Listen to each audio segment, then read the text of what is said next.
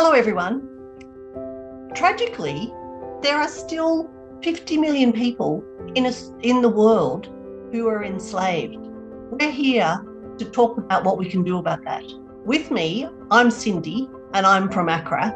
Colleen Jackson is joining us. Colleen is the Oceania representative for ACRATH on the Talitha Kum International Coordination Committee.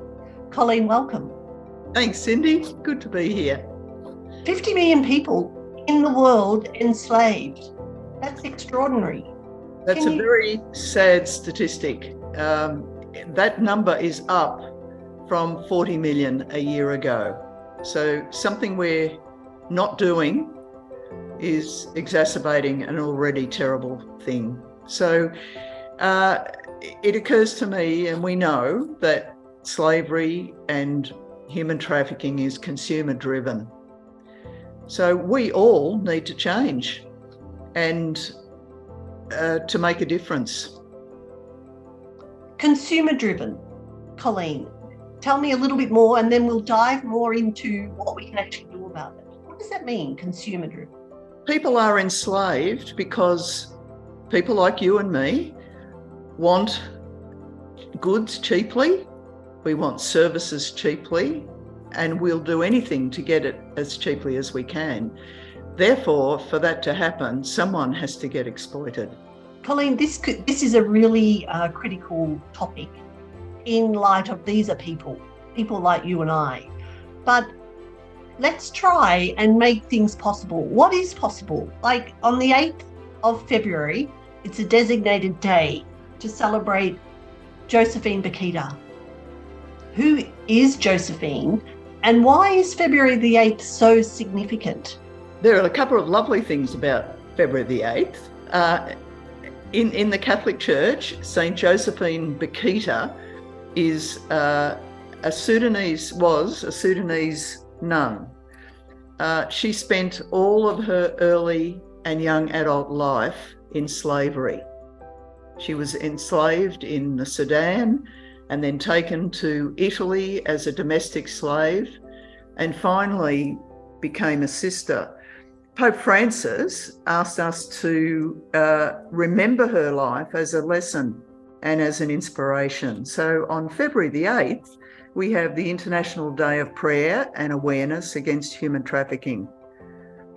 It's a terrific opportunity for us to take stock and join with the global community to think about trafficking, to think about what we might be able to do to make a difference.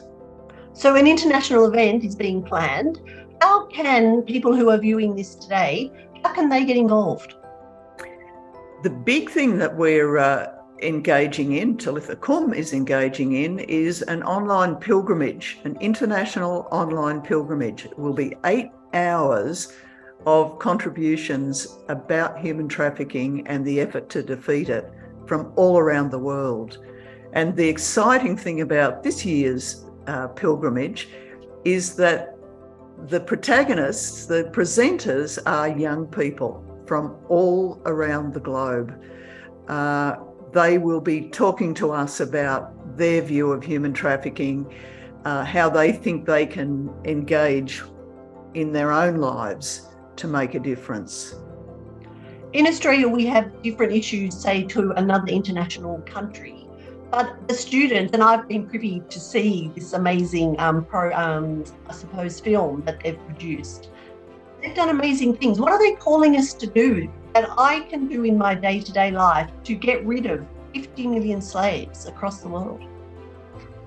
The really exciting thing about our little contribution, our Oceania contribution to this online pilgrimage, is a group of schools of young people have said, we can make a difference. We believe we can make a difference. And they're talking about things like the coffee and the chocolate that they buy.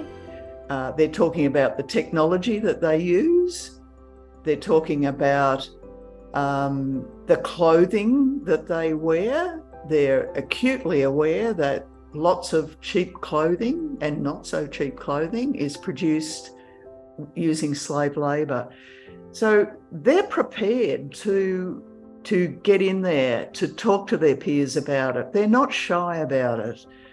Sometimes we're shy to say to someone, have you thought of buying slavery-free chocolate and coffee? It's a bit embarrassing for an adult, perhaps. The kids are right in there, and globally, they're in there. It's an exciting invitation from them to us.